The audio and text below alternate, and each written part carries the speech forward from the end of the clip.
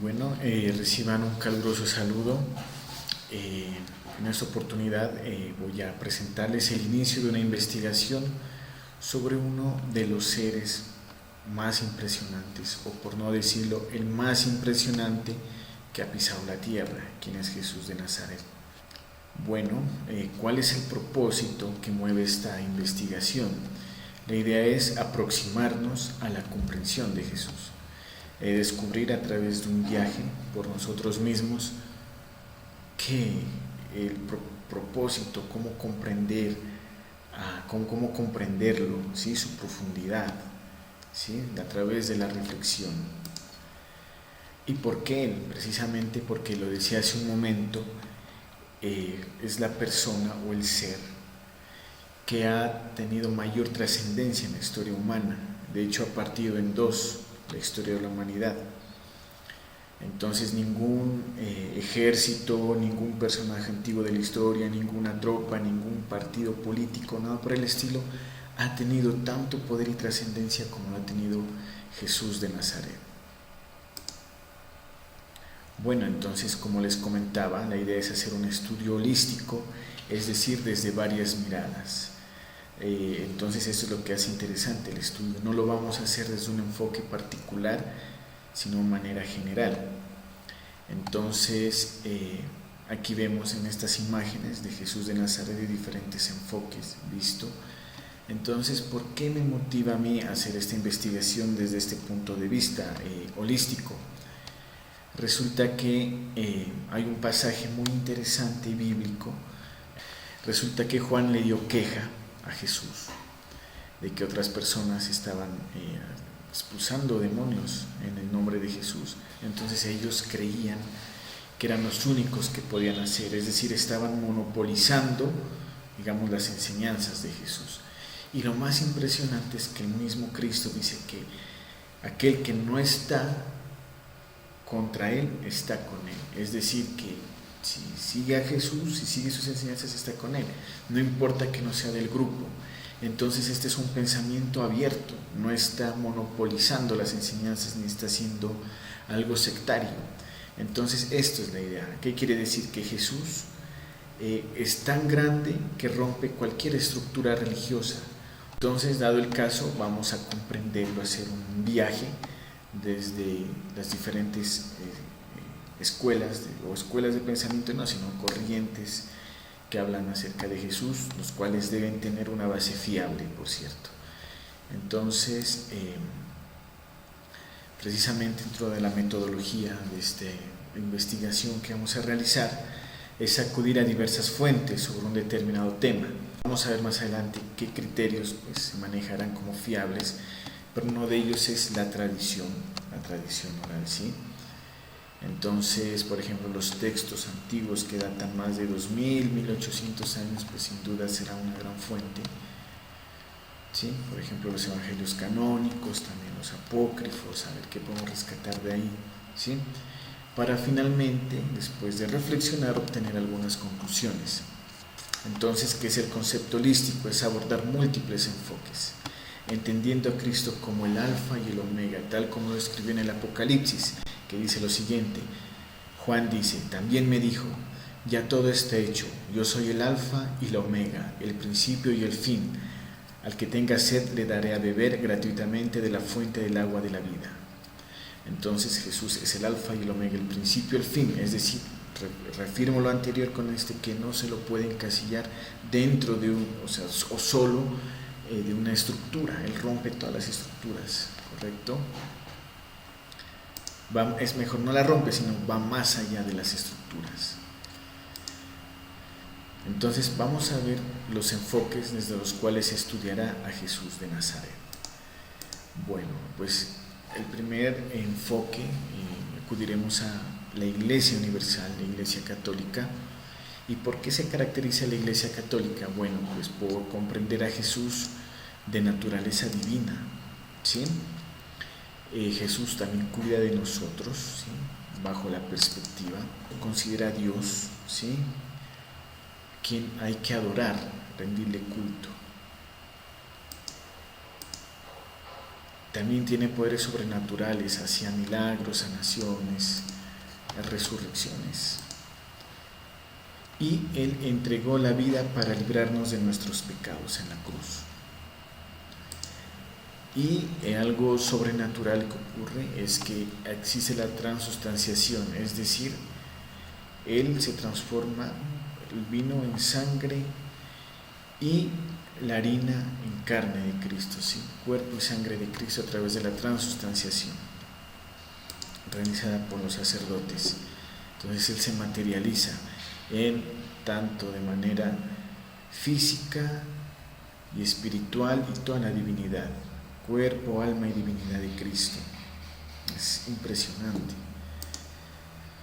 Bueno, y dentro de la concepción católica sabemos que hay 4 evangelios canónicos: el evangelio de Mateo, Marcos, Lucas y Juan, los cuales se dedujeron después del concilio o en el concilio de Nicea, el cual es tan interesante este concilio porque Constantino, después de tener aquella revelación de la cruz que miró en el cielo, ¿sí?, que dijo que su imperio debe ser regido por leyes cristianas, entonces como emperador del imperio llamó a un concilio a los sacerdotes todo, y en el cual definieron qué evangelios leer y cuáles no leer, ¿sí? Entonces se establecieron Mateo, Marcos, Lucas y Juan. Según algunas opiniones, tomaron esos evangelios porque fueron revelados por el Espíritu Santo. Y como vemos, la Iglesia Católica tiene una estructura surgida desde la antigua Roma. Sabemos pues el papado, los cardenales, los sacerdotes, diáconos, el mismo cuerpo de la Iglesia de Cristo que lo conforman tanto Jesús como la humanidad entera, ¿sí? Entonces, bueno. Y es interesante porque la segunda llegada de Cristo la concibe física, ¿sí? Por ejemplo, dice Lucas 21:27, entonces verán al Hijo del Hombre que vendrá en una nube con poder y gloria. Entonces sí, va a ser algo físico, Jesús va a aparecer tal cual. Y en los tesalonicenses dice, porque el Señor mismo, con voz de mando, con voz de arcángel y con trompeta de Dios, descenderá del cielo y los muertos en Cristo resucitarán primero. Es algo no metafórico, sino algo que sucederá de manera real. Esa es la visión, ¿cierto? Como estamos haciendo algo holístico, vamos a ver qué piensa la Iglesia protestante, a ver también de Jesús. Entonces la diferencia es que rompe con la estructura religiosa romana, ¿sí? Y en cuanto a la esencia de comprensión de Jesús es prácticamente la misma, puesto que ambas visiones entienden a Cristo como Dios que hay que adorar y seguir sus enseñanzas y encomendarnos a Él para salvarnos. Es muy similar la visión que tienen de Cristo.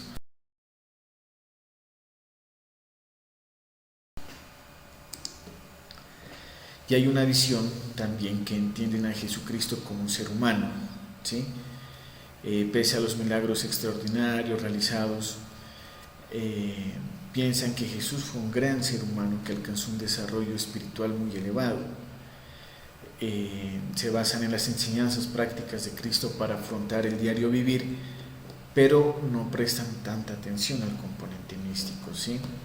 Ellos más bien lo que es tan verbal en la Biblia lo ven como una metáfora, por decir algo. Para ellos la segunda llegada de Cristo no va a ser de manera física Jesús descender del cielo, sino que será un despertar espiritual de la humanidad, ¿sí? Entonces es otra visión. Entonces más adelante analizaremos estas posturas.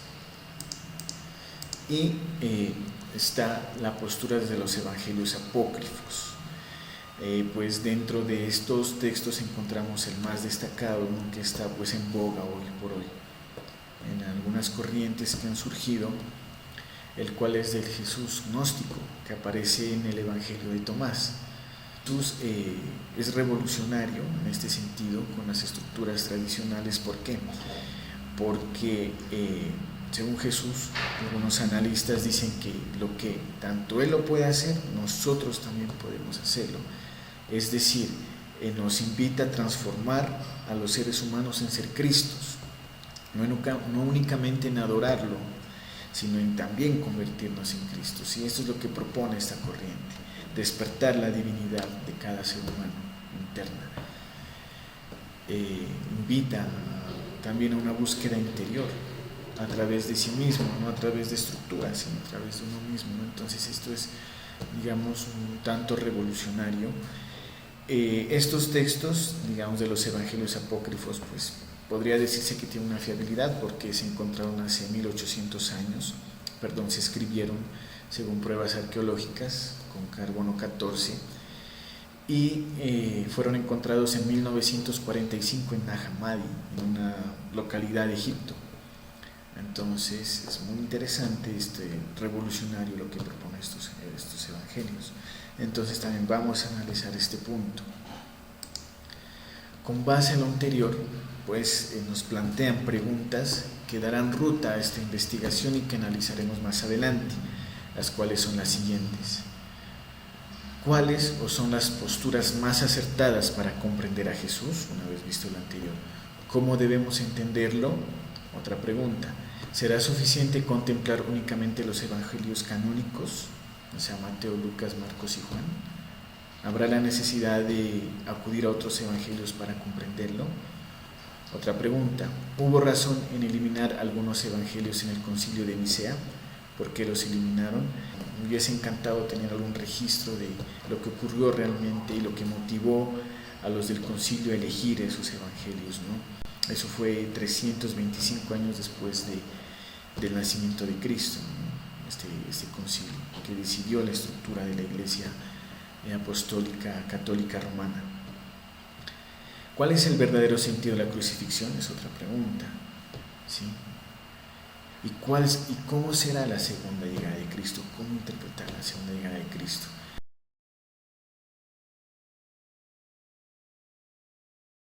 Entonces, este es el inicio de esta investigación. Espero más adelante pues poder compartir nuevas reflexiones y ir orientando y obteniendo pues alguna reflexión, aproximarnos pues a la comprensión de Cristo desde estos análisis.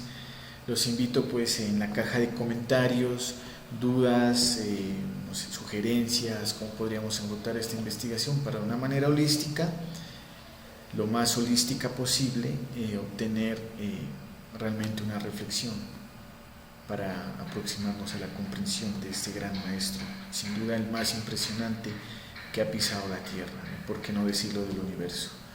Con esto me despido agradeciendo su atención. Hasta pronto. Chao.